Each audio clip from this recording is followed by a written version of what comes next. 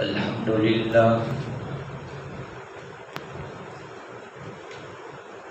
لله الذي هدانا إلى سبيل الهداية والعرفان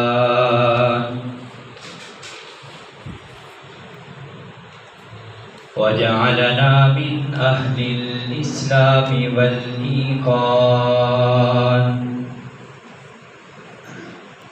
ونشهد أن لا إله إلا الله وحده لا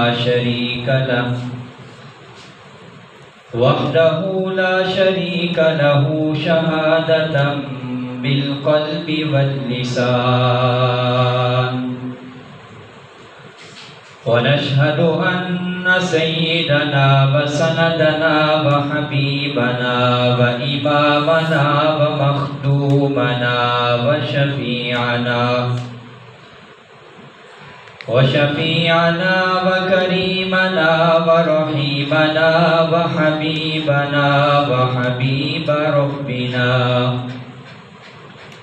وطبيبنا وطبيب قلوبنا وقرة أعيننا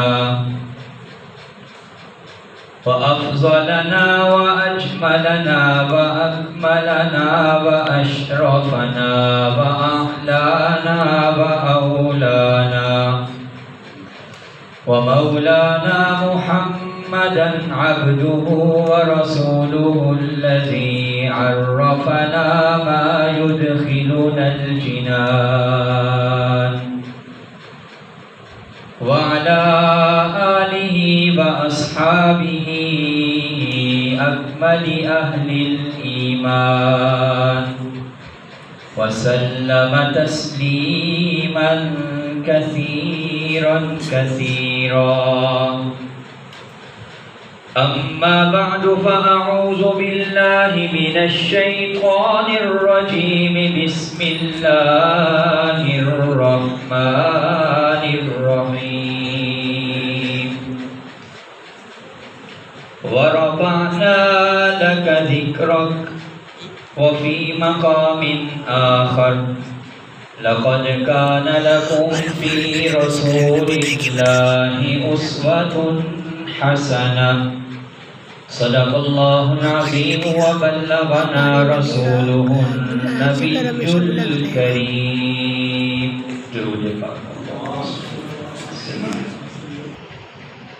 سب سے پہلے مشیت کے انوار سے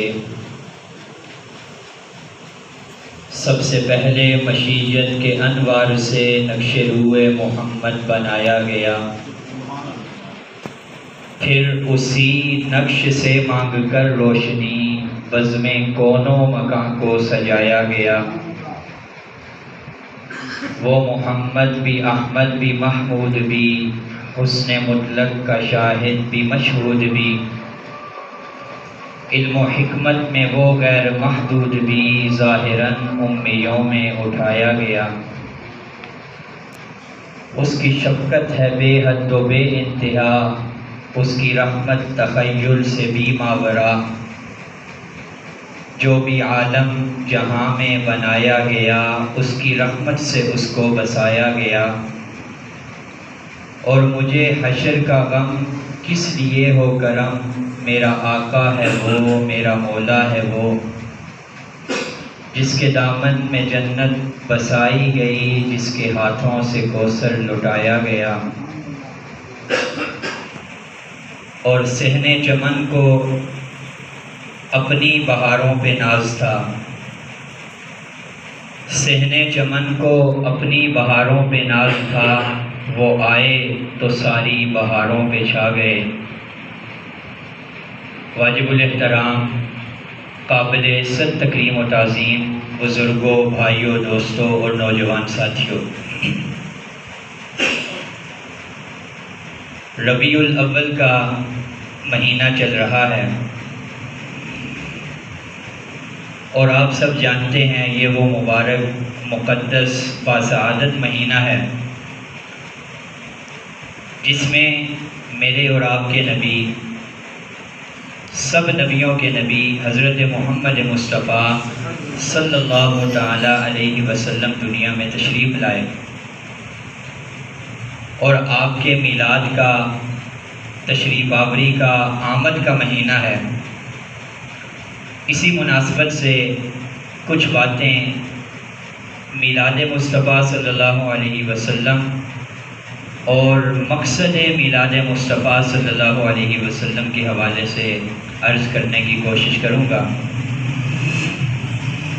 جو ہی ربیع الاول کا چاند نظر آتا ہے، آپ دیکھتے ہیں ہر طرف سیرت مصطفیٰ صلی اللہ علیہ وسلم، سیرت النبی صلی اللہ علیہ وسلم، آمد مصطفیٰ صلی اللہ علیہ وسلم، میلاد مصطفیٰ صلی اللہ علیہ وسلم، مقصد میلاد مصطفیٰ صلی اللہ علیہ وسلم جیسے مبارک عنوانات پر مشتمل جلسے، کانفرنسیں، محافل کا سلسلہ شروع ہوتا ہے، اور ربیع الاول، ربیع الثانی میں یہ سلسلہ جاری رہتا ہے۔ اس سلسلے سے ہرگز کوئی یہ مت سمجھے کہ میرے اور آپ کے جو آقا ہیں، میرے اور آپ کے جو نبی ہیں، ان کا ذکر کسی مہینے کے ساتھ خاص ہے، کسی دن کے ساتھ خاص ہے، کسی وقت اور ٹائم کے ساتھ خاص ہے۔ ایسا ہرگز نہیں ہے، اور ایسا ہو بھی نہیں سکتا۔ کیوں؟ اس لیے کہ جس شخصیت کی اس مہینے میں آمد ہوئی ہے، اس ہستی کا ذکر تو اس وقت بھی ہو رہا تھا جب وہ دنیا میں تشریف بھی نہیں لائے تھے۔ آمد سے پہلے، تشریف آوری سے پہلے، تو جس کا ذکر آمد سے پہلے ہوا ہو اور جس کا چرچا آمد سے پہلے جاری ہو، تو اس کا ذکر کسی مہینے، وقت اور دن کے ساتھ خاص ہو بھی کیسے سکتا ہے؟ 1.25 لاکھ پیغمبر دنیا میں تشریف لائے۔ سیدنا آدم تھا، سیدنا عیسیٰ علیہ نبینا علیہ الصلاۃ والتسلیم، ان کی آمد کو آپ دیکھیں۔ یہ جتنے نبی دنیا میں تشریف لائے ہیں، ان کی آمد اور ان کی تشریف آوری سے پہلے کسی نبی کا نہ نام ہے، نہ مقام ہے، نہ ذکر ہے، نہ شہرہ ہے، نہ تذکرہ ہے، نہ چرچا ہے، نہ تبصرہ ہے، کچھ بھی نہیں ہے۔ واحد ایک ہستی، آمنہ کے لال، عبداللہ کے در یتیم، ساقی کوثر، شافی محشر، جان جہاں، روح جہاں، حسن جہاں، جمال جہاں، محبوب کبریا، بدر الدجا، شمس الضحیٰ، خیر الورا، بلغ العلا، کشف الدجا، احمد مجتبی حضرت محمد مصطفیٰ صلی اللہ علیہ وسلم کی ایسی ہے کہ وہ ابھی دنیا میں تشریف نہیں لائے، لیکن آمد کی دھوم پہلے سے مچی ہوئی ہے۔ حضرت آدم علیہ السلام تشریف لائے، آمد سے پہلے کوئی تذکرہ نہیں ہے۔ نوح علیہ السلام تشریف لائے، آمد سے پہلے کوئی ذکر نہیں ہے۔ حضرت شیس تشریف لائے، کوئی ذکر نہیں ہے۔ جناب ابراہیم تشریف لائے، کوئی ذکر نہیں ہے۔ جناب اسماعیل تشریف لائے، کوئی ذکر نہیں ہے۔ جناب دانیال تشریف لائے، کوئی ذکر نہیں ہے۔ جناب سلیمان، جناب داؤد، جناب زکریا، جناب موسیٰ کلیم اللہ، جناب عیسیٰ روح اللہ، الغرض آدم تا عیسیٰ جتنے نبی بھی تشریف لائے، آمد سے پہلے ذکر نہیں ہے، لیکن آپ تشریف لائے نہیں تھے، تذکرے پہلے سے تھے۔ آپ تشریف لائے نہیں تھے، تبصرے پہلے سے تھے۔ آپ تشریف لائے نہیں تھے، چرچے پہلے سے تھے۔ آپ تشریف لائے نہیں تھے، دوم پہلے سے بچی ہوئی تھی، اور آپ ابھی دنیا میں تشریف لائے نہیں تھے، وَرَفَعْنَا لَكَ ذِكْرَكَ کا مصداق پہلے بن چکے تھے۔ اور کہاں کہاں پہ ذکر تھا؟ کون سا ایسا مقام تھا جہاں پر تاریخ کے اوپر نظر ڈالیں تو نبی پاک صلی اللہ علیہ وسلم کا ذکر اور چرچا نہیں تھا؟ حضرت آدم علیہ السلام کی معافی میں دیکھیں تو حضور کا تذکرہ، حضرت شیس کی زبان پر جو حضرت آدم سے سوال کیا تھا احادیث کی کتابوں میں حضور کا ذکر، حضرت نوح کی کشتی میں حضور کا ذکر، حضرت داؤد کے لحن میں حضور کا ذکر، حضرت ایوب کے صحف میں نبی پاک کا ذکر، حضرت ابراہیم کی دعا میں حضور کا ذکر، حضرت اسماعیل کی التجا میں حضور کا ذکر، حضرت موسیٰ کے اعلان میں حضور کا ذکر، حضرت دانیال کی تعبیر میں حضور کا ذکر، اور حضرت عیسیٰ کی بشارت میں حضور کا ذکر۔ ذکر جاری ہے، ذکر ہو رہا ہے، تشریف نہیں لائے ہیں، چرچے ہو رہے ہیں۔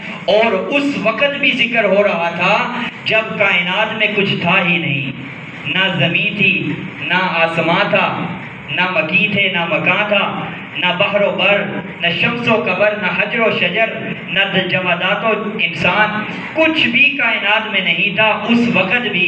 وَإِذْ أَخَذَ اللَّهُ مِيثَاقَ النَّبِيِّينَ کی صورت میں عالم ارواح میں میرے نبی کا تذکرہ ہو رہا تھا۔ اور صرف تذکرہ نہیں تھا بلکہ قرآن پاک کے ان الفاظ پہ غور کریں اور میثاق انبیاء کے اوپر توجہ کریں تو وَإِذْ أَخَذَ اللَّهُ مِيثَاقَ النَّبِيِّينَ کی صورت میں نبی پاک کی شان کا جلسہ منعقد تھا، جلسہ ہو رہا تھا، اور اس میں نبی پاک کی شان بیان ہو رہی تھی جب کچھ بھی نہیں تھا۔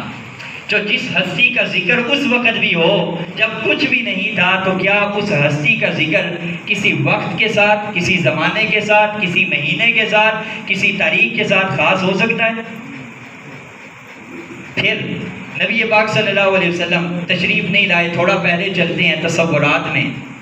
اللہ کے گھر کی تعمیر ہو رہی ہے، بیت اللہ تعمیر ہو رہا ہے، اور بیت اللہ کو بنانے والے ابراہیم خلیل اللہ ہیں، اور مزدوری کرنے والے اسماعیل ذبیح اللہ ہیں۔ معمار بھی اعلیٰ ہے، مزدور بھی اعلیٰ ہے، تعمیر ہو رہی ہے۔ اللہ تعالیٰ کا حکم ہے، بہت ساری آزمائشوں سے گزرے ہیں، ابراہیم میرے گھر کو مکہ مکرمہ کے فلاں مقام پہ تعمیر کرو۔ تعمیر کیا، بیت اللہ کی تعمیر مکمل ہوئی۔ حضرت ابراہیم خلیل اللہ حضرت اسماعیل ذبیح اللہ کے ساتھ بیت اللہ کی دیوار سے ذرا ہٹ کر کھڑے ہوئے، بیت اللہ کے اوپر نظر جمی ہوئی ہے، بیت اللہ کو دیکھ رہے ہیں، اور بیت اللہ کا رب ان دونوں کو دیکھ رہا ہے۔ کیونکہ جب مزدور مزدوری کرتا ہے تو مزدوری مکمل کرنے کے بعد، معمار کام مکمل کرنے کے بعد مزدوری لیتا ہے، معاوضہ لیتا ہے۔ تو حضرت ابراہیم علیہ السلام نے جب کام مکمل کر دیا، فارغ ہو گئے، تو اب معاوضے کے لیے ہاتھ اٹھائے اور اللہ سے درخواست کی، اللہ آپ کا حکم تھا گھر تعمیر کرنے کا، گھر مکمل ہو گیا، اب میں اس کے صلے میں کچھ مانگنا چاہتا ہوں۔ جواب ملا، ابراہیم کیا مانگنا چاہتے ہو؟ اب تک جو کچھ میں کہتا رہا ہوں تم مانتے رہے ہو، اب جو تم مانگو گے وہ میں عطا کروں گا۔ حضرت ابراہیم گویا ہوئے، لیکن مقصودی دعا سے پہلے کچھ اور باتیں ذکر کی۔ وہ باتیں کیا تھی کہ اے مولا، آپ کی محبت میں، آپ کے لیے، آپ کی توحید کے لیے میں نے اپنے ماں باپ کی محبت کو قربان کیا، میں نے برادری قبیلے کی الفت کو قربان کیا۔ اے مولا، آپ کی محبت اور آپ کی وحدانیت کے لیے میں بھرے مجمع اور دربار میں نعرے نمرود کے سامنے جا کر کے آپ کی توحید کے چرچا کرتا رہا، اور اسی وحدانیت اور توحید کی سزا کے طور پر مجھے آگ میں ڈالا گیا۔ اے مولا، آپ نے حکم دیا، میں نعرے نمرود میں بھی چلا گیا، آپ کے حکم پر میں نے اکلوتے بیٹے کی گردن پہ چھری بھی چلا دی، آپ کی محبت کو بیٹے کی محبت پر ترجیح دی۔ آپ نے حکم دیا بیوی اور بچے کو تنہا جنگل میں، بیابان جگہ پہ، سنسان وادی میں چھوڑ کے آ گیا۔ اب تک جو کچھ، یہاں تک کہ میں نے اپنے آبائی علاقے کو بھی چھوڑ دیا، ہجرت کر کے مہاجر اور پردیسی بن کے یہاں پر آ گیا۔ مولا، یہ سب کچھ میں نے تیرے لیے کیا، اب میں کچھ مانگنا چاہتا ہوں، مجھے وہ عطا کر۔ پھر دعا کی، اور دعا کس انداز میں کی؟ دعا اس انداز میں کی، قرآن پاک نے ان الفاظ کو، ان جملوں کو، اس دعا کو ہو بہو نقل فرمایا۔ حضرت ابراہیم بیت اللہ کے سامنے، بیت اللہ کے اوپر نظر جما کر کے دعا کر رہے ہیں، ربنا، اے ہمارے پروردگار، اے ہمارے پالنہار، اے ہمارے پالنے والے، وابعث فیہم، اے ہمارے پروردگار، وابعث فیہم، ان میں مبعوث فرما، بھیج دے، رسولا منہم، انہی میں سے ایک رسول۔ حضرت ابراہیم کی دعا ہے، بیت اللہ کے سائے میں کھڑے دعا مانگنے والا کون ہے؟ خلیل اللہ۔ آمین کہنے والا کون ہے؟ ذبیح اللہ۔ مانگا کہاں جا رہا ہے؟ بیت اللہ۔ اور مانگا کس سے جا رہا ہے؟ اللہ۔ اور مانگا کیا جا رہا ہے؟ محمد الرسول اللہ صلی اللہ علیہ وسلم۔ رسول منہم، مولا انہی میں سے ایک رسول جو انہی میں سے ہو، ان میں مبعوث فرما۔ بالاتفاق مفسرین فرماتے ہیں یہاں پر رسولن سے مراد حضرت محمد مصطفیٰ صلی اللہ علیہ وسلم۔ ابھی دنیا میں تشریف لائے نہیں ہیں، لیکن پہلے سے مانگا جا رہا ہے۔ وقت گزرتا گیا، میثاق انبیاء، حضرت ابراہیم کی دعا وہ تکمیل کے قریب قریب ہوتی چلی گئی، یہاں تک کہ 2000 سال گزرے حضرت ابراہیم کو مانگے ہوئے۔ نبی پاک صلی اللہ علیہ وسلم کو 2000 سال گزرے۔ بنی اسرائیل کے آخری نبی، یہ صرف چند جھلکیں دکھا رہا ہوں، میں نے مقصد کی بات آخر میں کرنی ہے۔ 2000 سال کے بعد بنی اسرائیل کے آخری نبی جناب عیسیٰ علیہ السلام تشریف لائے۔ آپ کی پوری دعوت کا مرکز و محور دو چیزیں تھیں، اور قرآن پاک نے دونوں کو ذکر کیا۔ آپ جہاں بھی جا رہے تھے، مبعوث ہونے کے بعد، رسالت ملنے کے بعد، پہلی دعا کر رہے تھے رسولاً الی بنی اسرائیل، اے میری قوم کے لوگوں، میں تمہاری طرف رسول بن کر کے آیا ہوں۔ اپنی رسالت کا دعویٰ، اپنی رسالت کی بات، اور دوسری بات ومبشراً، میں تمہارے پاس مبشر بن کر کے آیا ہوں، خوشخبری لے کر آیا ہوں، خوشخبری سنانے والا بن کر کے آیا ہوں۔ اور کس بات کی خوشخبری؟ برسول، ایک ایسے رسول کی، یأتی من بعدی، جو میرے بعد دنیا میں تشریف لائے۔ اور صرف بات یہاں تک محدود نہیں تھی، پہلے تو صرف یہ تھا نا کہ رسولن کی صورت میں دعا تھی، اور رسولن کی صورت میں تذکرہ اور چرچا تھا۔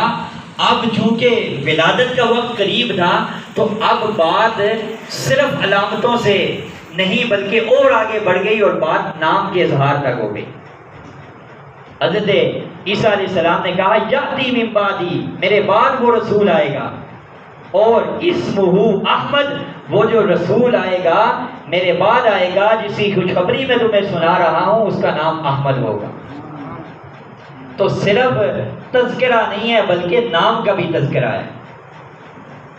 اور پھر حضرت عیسیٰ علیہ السلام کی یہ جو دعا تھی، اس کے ٹھیک 571 سالوں کے بعد، 6 صدیاں تقریباً گزر رہی تھی کہ حضرت ابراہیم کی دعا اور حضرت عیسیٰ علیہ السلام کی بشارت کی تکمیل جناب رسول اللہ صلی اللہ علیہ وسلم کی آمد کی صورت میں ہوئی، وہ مقدس گھڑی۔ اور یہ جیسے جیسے وقت قریب آ رہا تھا، عجیب عجیب جو برکات تھی رسول اللہ صلی اللہ علیہ وسلم کی، ان کا اظہار ہو رہا تھا، ظاہر ہو رہی تھی، یہاں تک کہ اماں آمنہ، ان کے جسم سے خوشبو پھوٹنے شروع ہو گئی، خوشبو مہک رہی ہے۔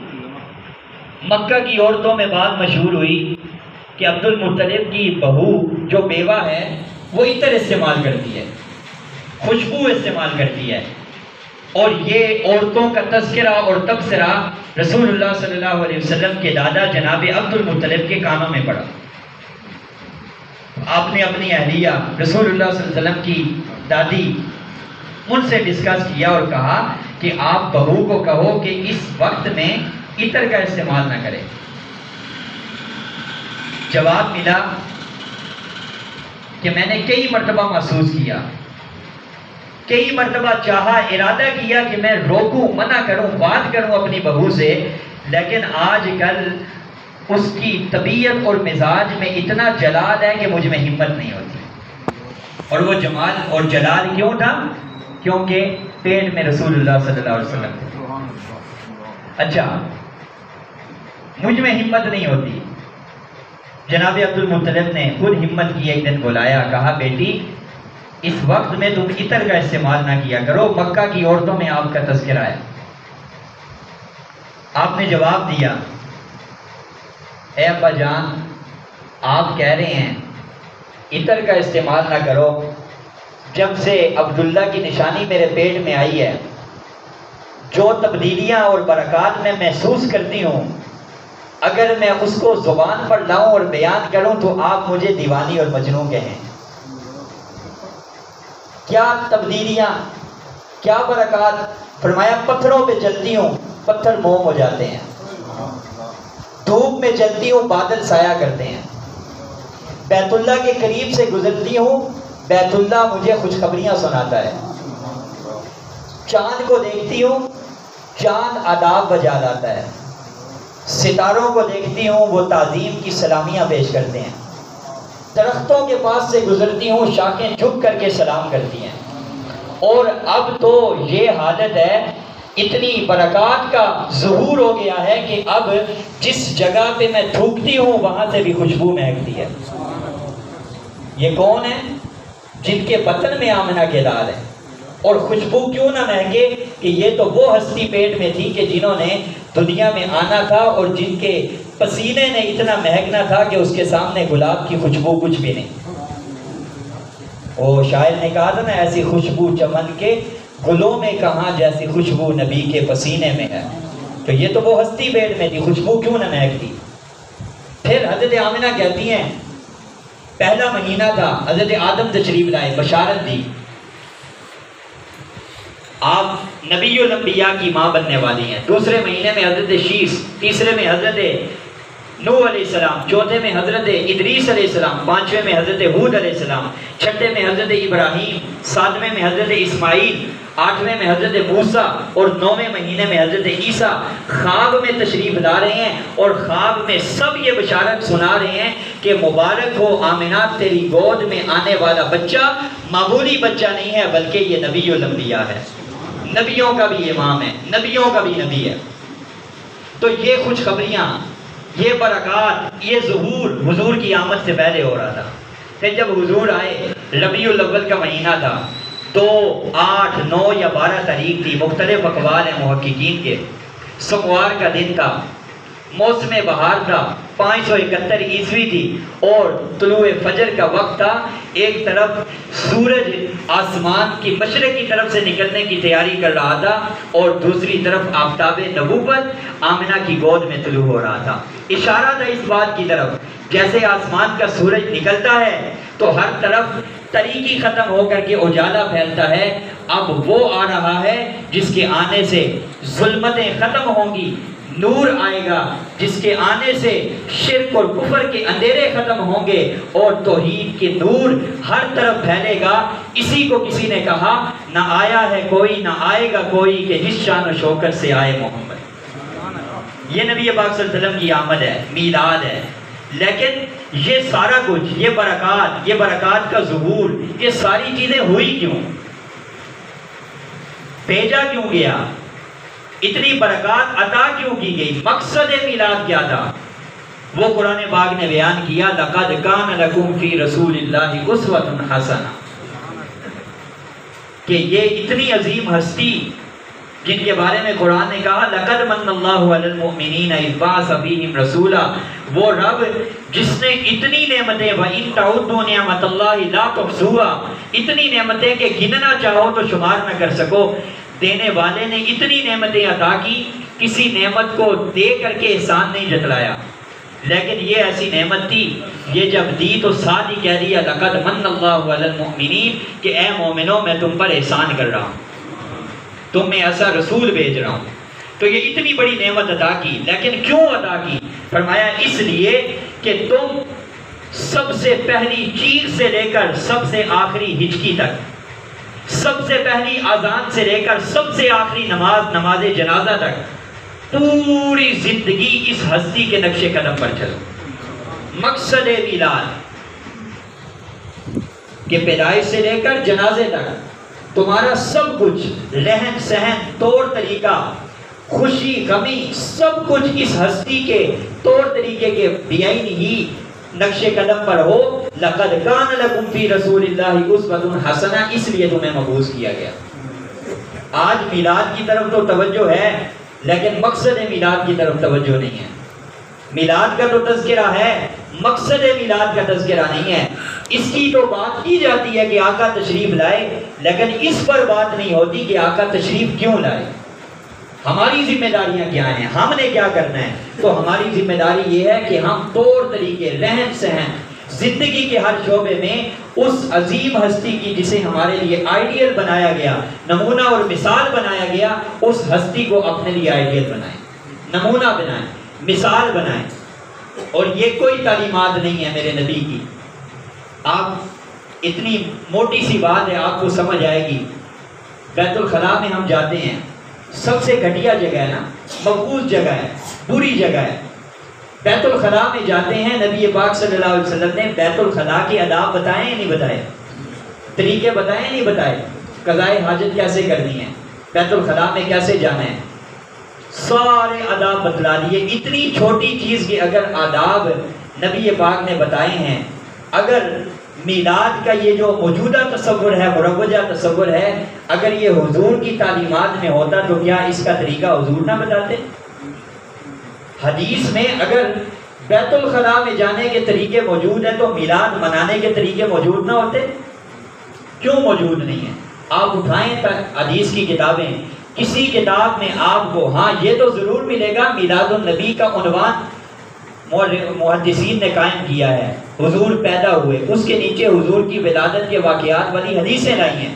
لیکن مقصد میلاد مصطفیٰ کا مروجہ طریقہ جو آج ہمارے ہاں ہے، یہ سارا کچھ جو کچھ ہوتا ہے تو یہ نبی پاک صلی اللہ علیہ وسلم کی تعلیمات میں ہوتا تو حدیث میں موجود ہوتا، صحابہ کی زندگیوں میں موجود ہوتا، حضور کی زندگی میں موجود ہوتا. اگر حضور کے بال کتنے سفید تھے یہ محفوظ ہے تو حضور نے ربیع الاول کی 12 تاریخ کو جلوس نکالا ہے، یہ بھی محفوظ ہوتا.